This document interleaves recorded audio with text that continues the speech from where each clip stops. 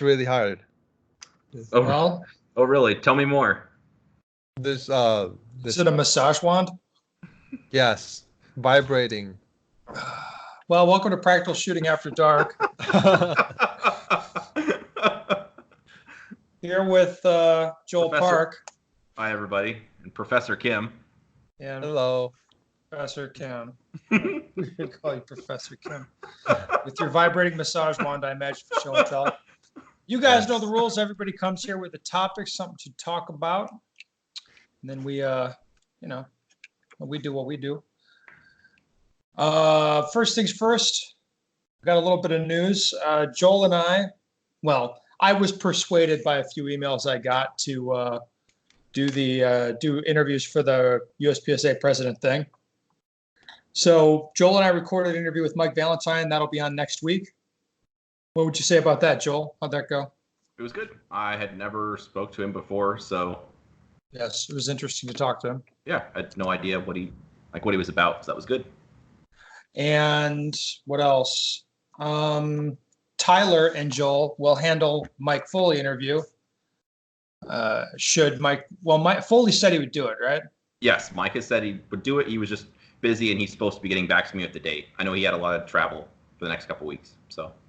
Okay, so if and when that happens, that'll be, coming to you on the same channel, the same podcast feed. And so Tyler said he was going to ask some. Tyler's not going to be a dick, but he's going to ask some fairly tough questions. I know. Isn't that's your understanding too, Joel? Yeah, to be respectful, but ask him, stuff we want to know about. Okay. Nobody's going to be a dick, but yeah, there's some stuff he's got to answer for probably. That'd be speculation. You'd have to talk to Tyler. Well, I did talk to Tyler. All right. Well. Tyler said he wants to ask, pointed questions, which I think is it's kind of the point. Anyway, let's get to what we got going on today. Who'd like to go first? Well, Kim has the most interesting. Well, really? Oh, is it? Okay, I guess. Because the match I'm gonna talk about shot 500 plus people. Whew. Man. So I'll talk about the Magnus Cup. It was a week ago now for me. For registering this match, I registered last December, and in the meantime, I talked to a couple people. What's the match gonna be look like? And it was I think. Wait, how many stages was it? 19 stages, I think. Yeah, something around it. So 3 days of shooting and over 500 people, and it was a match that I was really looking forward to shoot. And also when I was registering and squatting, I saw a lot of international shooters reserved spot. And the match sponsor, Magnus, it's also from Philippines and all that. So I was expecting it to be more of a IPSC style and very technical shooting stage, kind of like that. And yes, there were, in terms of stage design, a lot of technical stuff like double swinger, many partials and low ports and stuff like that. In terms of like physical challenge, it was very IPSC style, I would think.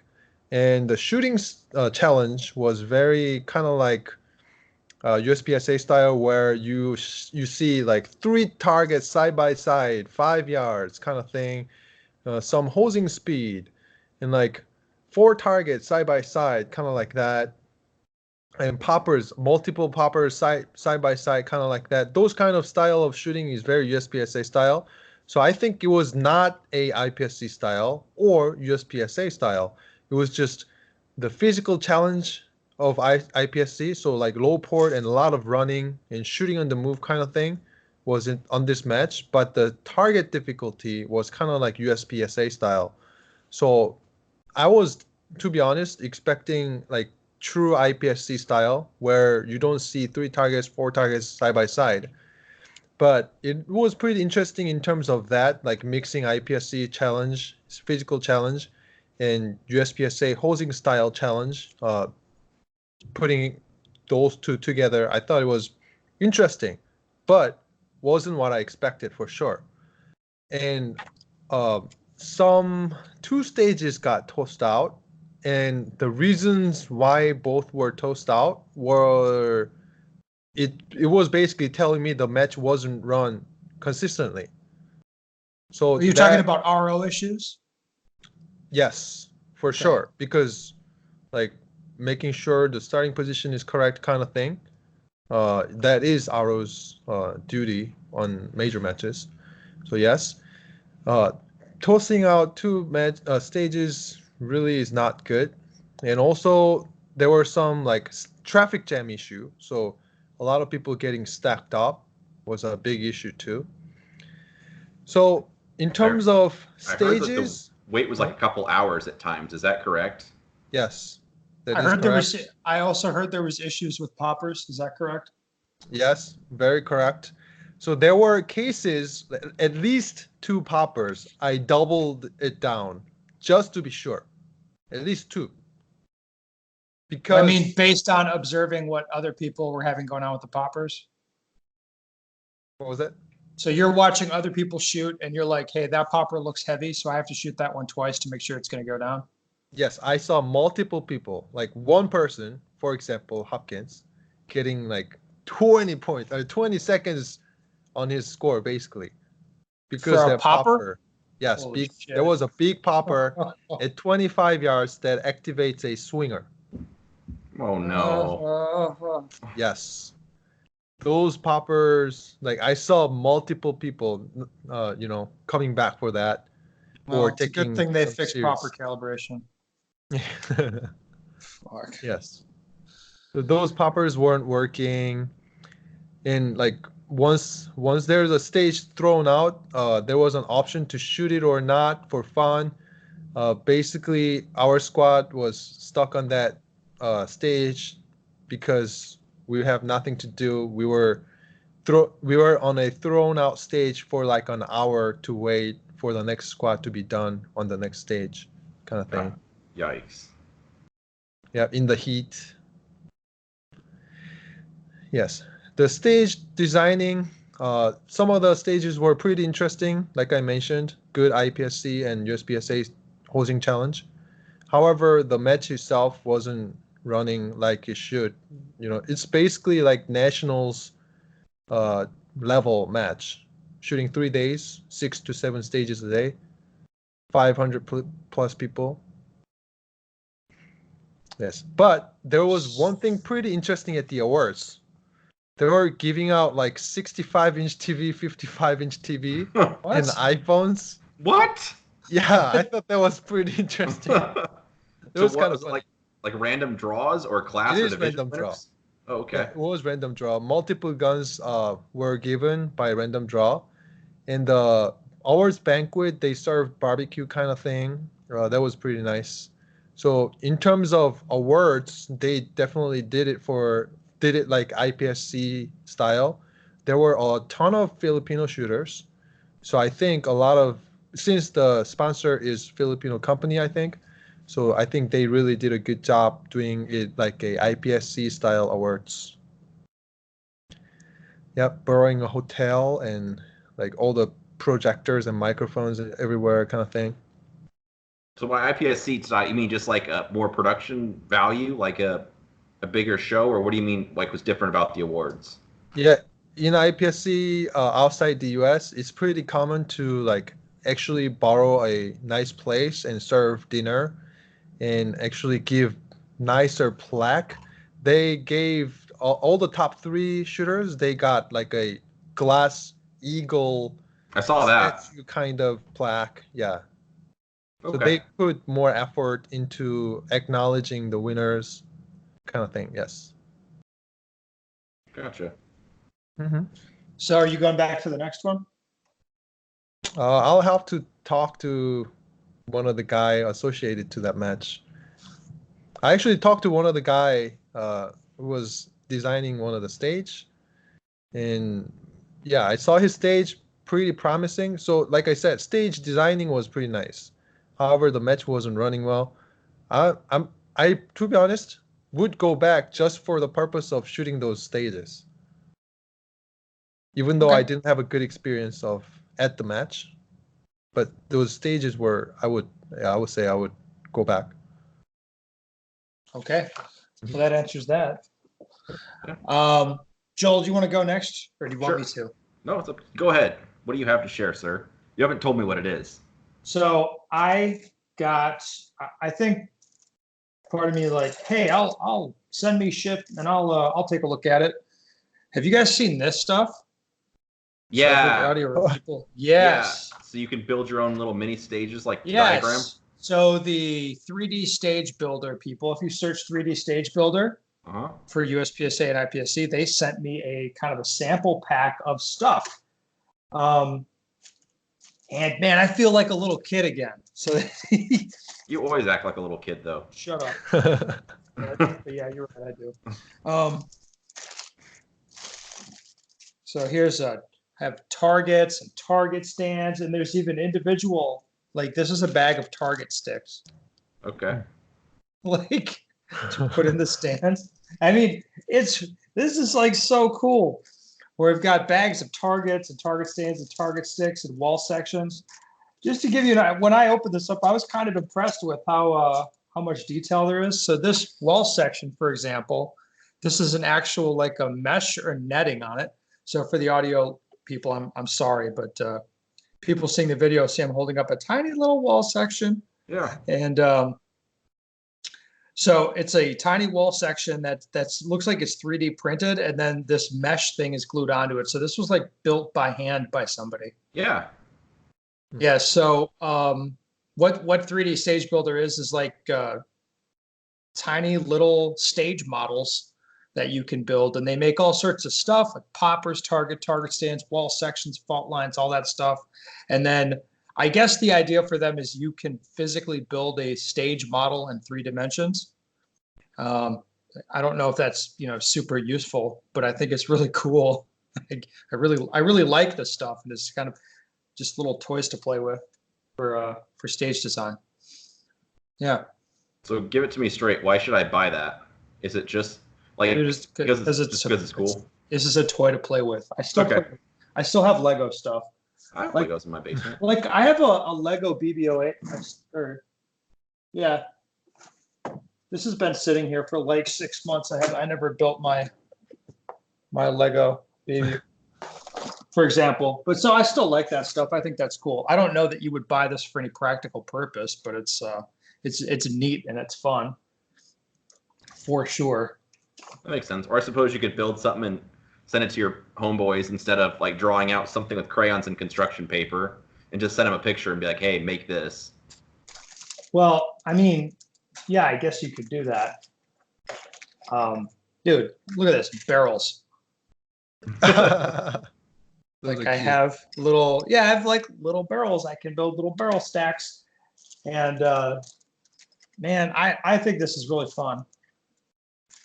I don't know why you wouldn't want this, to be honest. I bet you feel a little sad you don't have it, Joel. I do. So yeah. So no, it's not something that I'd say is strictly necessary, but I really like it, and people having a little fun with building stages, I think is great. So I was happy when I opened it up. I was like, oh, cool, because they said they were going to send me some stuff, and I got it. It's like, yeah, this is really nifty. Nice. Yes. So that's my show and tell for the day. So if you're interested in that, search out 3D Stage Builder on Facebook, and you can take a look at the stuff. I don't know. It's an interesting product, I will say, for sure. Anyway, Joel, go ahead. What do you got? Speaking of stuff that's really cool and not really necessary. Oh, you got the net, baby. Yes, I got a brass chute. It's out in my garage. There's no reason to show it to you. I mean, like, you know what it is. I got some stuff to say about it. So all the stuff Ben said before was true, but I've had lots of questions that Ben didn't address. So the first question I get is, how much space does it take up? Like, when it's collapsed. So I drive a Mazda 3, like just a compact car, and I know you have to either lay down the back seat or just lay it across, like, so you can slide it into the trunk, or just lay it across the back seat or on the floorboard.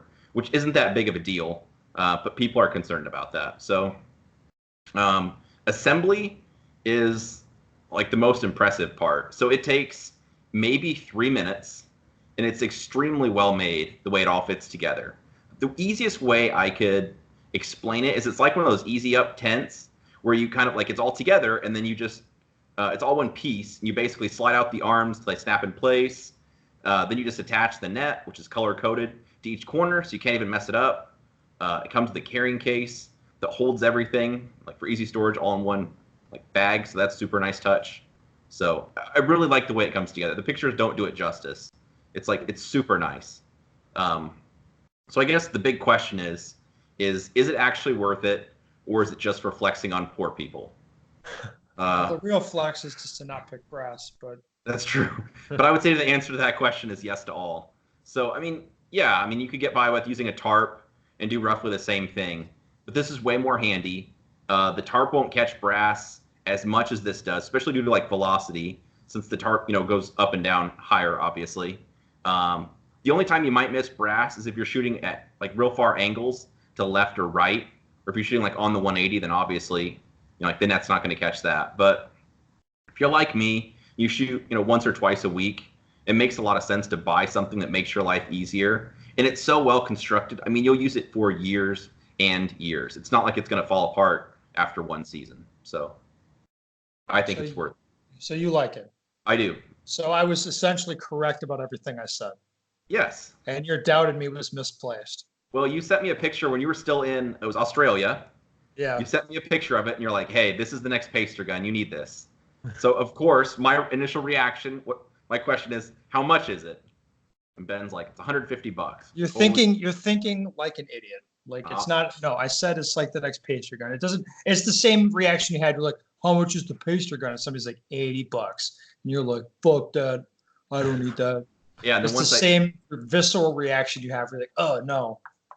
But then you start whatever you're trying to sell me, I don't want it. It's like, no, I don't need that. I've got it. I'm like, oh, this is better. I do this. Yeah, it's just like it's just one of those things where it seems like a lot of money, but it's like who cares? It's awesome. And then I brought it to the ranges to a local match because a couple of my homeboys wanted to check it out, like in person. And once they see it, they're like, oh yeah, I'm just gonna buy one. Because like I said, it does not do it justice. How well it all fits together. It snaps together. The legs just extend. It just it's very well made. So I'm that's impressed. $150 you said? Yes. Yeah. Dang. How much is your dignity worth, Kim? My vibrating toy was $120 from Amazon. Yeah, we didn't get to talk about that yet. Well, maybe instead of profession, it's like Dr. Kim now. We're gonna talk about it next time. Oh, all right. So anyway, I think it's well worth it. I was skeptical at first, but now that I've seen it, I like it. And it's like the paster gun. Now that I have one, I will never not have one. Cool. All right. So let's go to the questions. I've got one good one here. A quite nice one. So I don't know if I really want to read. Okay, I'll read the question and then I'll clarify it. I'm a new USPSA shooter with yet another obligatory grip recoil management question for you and Juanzik. I purchased and watched your Practical Pistol Foundations DVD this weekend, and you comment. Doesn't matter. Additionally, I listened to Juanzik's October 28th interview on Firearms Nation podcast. I won't. So he put some more of this interpretation after that. I'm going to skip that part for a good reason. Then he says, I can't reconcile Juanzik's method for applying only 4.5 pressure using a thumbs forward grip, since my strong hand palm is taking up the whole back strap. So he wants clarification on this, on how to grip his gun properly. And the reason I'm hesitant to just read the whole question is because it's sort of a little complicated. That, and I should point out, Practical Pistol Foundations DVD was recorded in 2014. He's talking about a review or a podcast you did in 2018, Juanzik. And then in 2018 you released your grip or recoil management series for training group. Mm-hmm.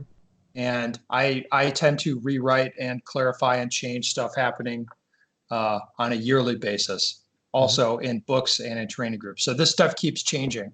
So here's his real question. Can you clarify the bend Seger approach for support hand pressure?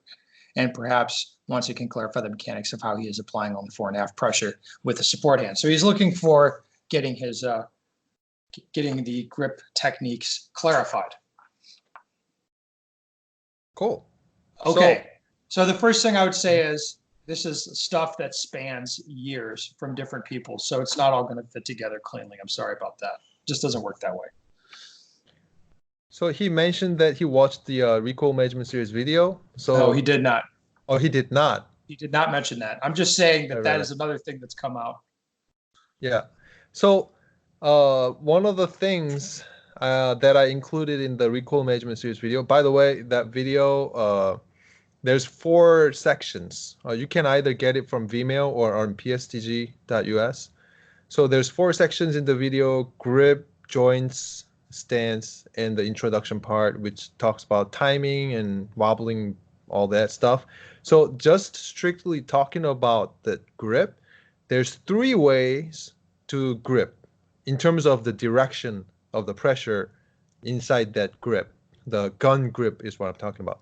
So when you are trying to hold a grip of the gun in place inside your hands, there's a couple ways to keep it inside your hand in terms of the direction. The first one, very common one, is side to side pressure into the gun grip. So your basically support hand is crushing side to side a lot. So you can create side to side pressure to hold it inside your hand. And the second part, pretty common one, is all directionally pressing into the grip. So basically you can have the fingertip and the palms side to side together like that, and also you can curl in the middle joint of your finger to have the curl in. So basically, in terms of if the grip of the gun can detect the pressure, the direction is all around, everywhere. So it's also front to back of the grip, side to side, and maybe diagonal too. So that's all directional grip. And then how I grip is my pressure is all front and the back of the gun. So when I tell people about, I think I talked about front to back pressure into the grip in the Shooter Summit video, whatever, or 2018 video. So when I say, if I don't really elaborate, a lot of people make a mistake that I am talking about push-pull grip. I am not actually talking about push-pull grip at all. I'm only talking about the direction of the pressure applied to the grip. So if you do like pushing forward and pulling backward kind of thing, yes, you can pretty much create front to back pressure on the gun. But in terms of shooting, that's going to be really not a good place, because now your arms are pushing in a direction, not the grip. So when I talk about the grip, I only talk about the pressure inside your hands. So this involves your finger muscle and your palm muscles, but I'm not talking about your wrist or your forearm or basically pushing with your tricep, or some people talk about chest. I don't know. Like you push the gun with the chest kind of thing. It's kind of not intuitive, but I'm not talking about other parts than the hand itself. So in terms of gripping, I only basically create the front pressure of the gun with my middle finger joints by pulling it in, and also my right hand is not doing anything. It's just sitting there with the wrists locked. I am not pushing or pulling or pushing to the side. I'm basically supporting all the weight that I'm pulling with the middle finger joint in front of the grip like this. My right hand is just supporting what's being pulled in the grip. So this is something that needs some visual, like a video. I have a couple of videos in Good Science Force explaining all the magic stuff in the recoil management video. So I recommend you go watch that on PSTG. The grip video from recoil management. It's got way detailed explanation over there. Yeah, and the visual helps too, as opposed to just listening to you describe it. Yes. Actually watching the video and watching you explain it. Yes, and then this the other part of the guy's question is, should I clarify? He wants to clarify my approach for support and pressure. So Kim, you'd say that I fall into the all around, Yes. like all directional force. So I take my support hand and clamp it around the gun, Mhm. and crush. And he would say, he says it feels primarily side to side pressure. I think that's fair. Like it's primarily a side to side pressure, but I'm putting pressure in all directions of the grip.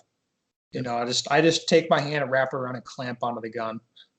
And I like this because if I change guns or whatever, I don't have to think about it. I grip every gun the same way. Mhm. Yes. Yep. Let's see. Should we do another question? I think we should. Let's find another podcast question here, guys.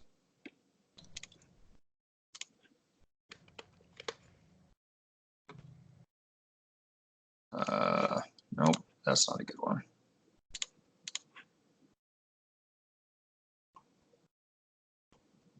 Nope, that's not a good one. Oh man, we might be smoked. We might be hosed.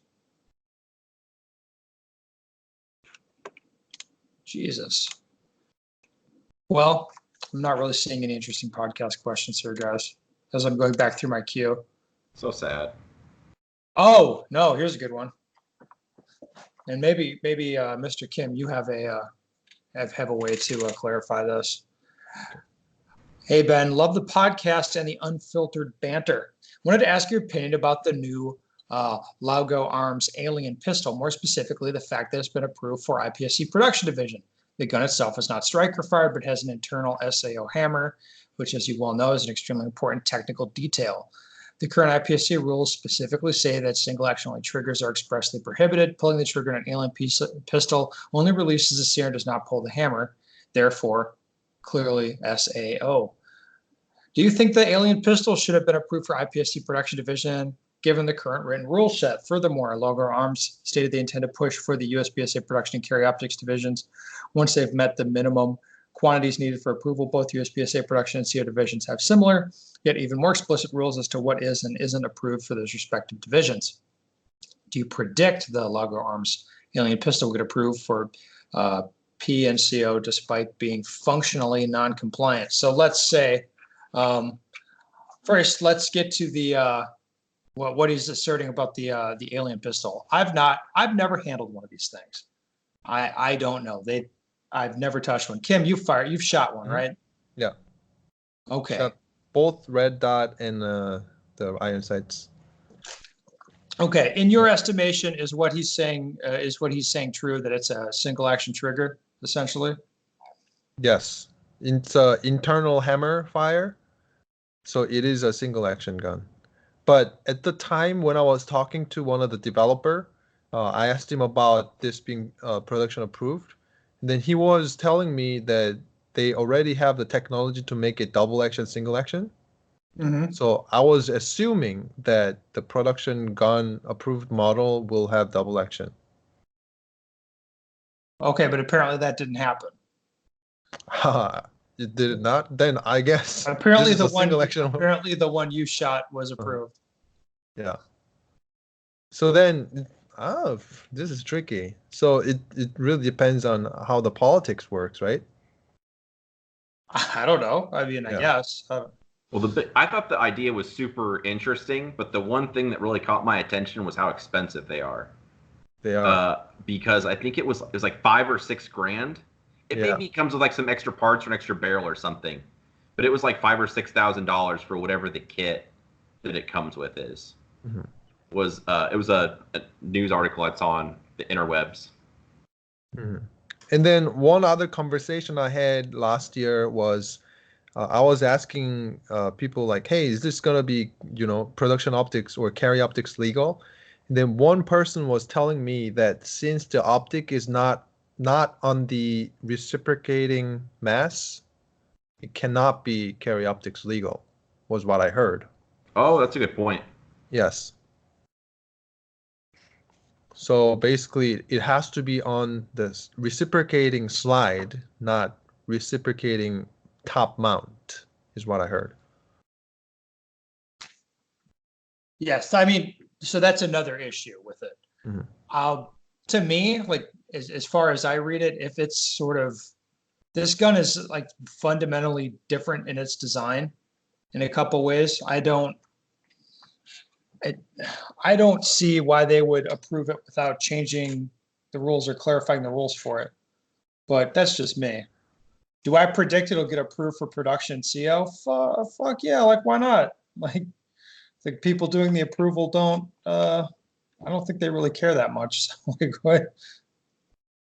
I mean, I can sit and read a rule, like read the written rule, and then when I read what NROI's decision will be on how that rule gets applied, it'll be completely different from like the plain language reading of the rule. That's happened a couple times. So this would not surprise me for this to go the same way. Not at all. What do you think about that, Joel? No comment. What? What? You can't say that? You can't even get in on that one? Man, I don't know, man. Like the numbers, the availability, and the price, I think will keep it from really catching on.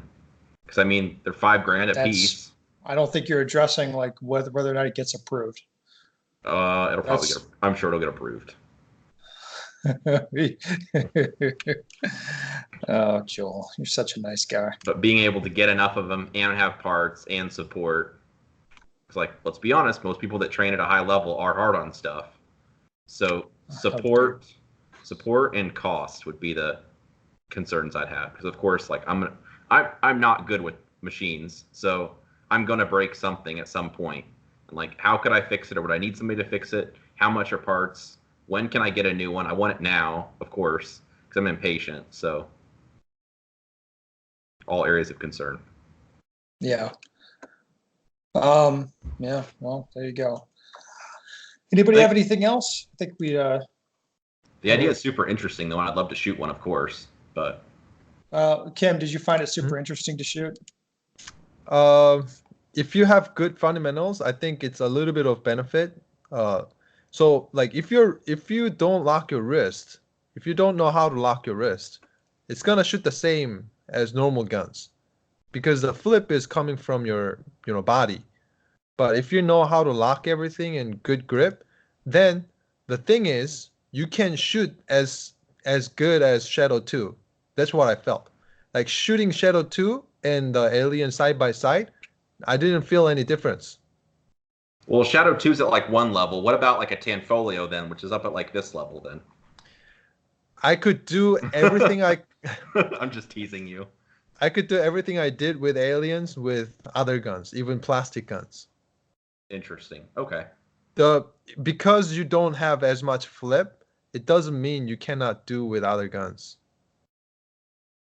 You can't pull the trigger faster than 0.12 splits. Anyways, there's human limit actually keeping you to shoot, at your level.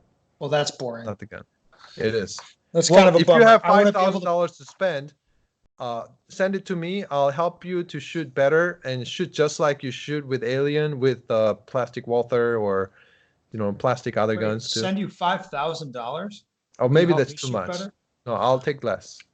I can take less. Yes. But if you act now, but wait, there's more. Fuck. That would be interesting. All right. Well, another bang up podcast, guys. Listeners, if you have any questions you want the answer to, you can hear us talk about what guns are approved and not approved. Right, shit, nothing surprises me at this point. So go to bensteger.com, send me your question, and we would love to discuss it. Yeah. Joel, you're so nice. Thank you for setting this up. Yeah, of course. I'm going to get some sleep now. Yeah, you need to. You've been up for get a haircut and then go to sleep. I'm not getting a haircut. I've been up for 2 days.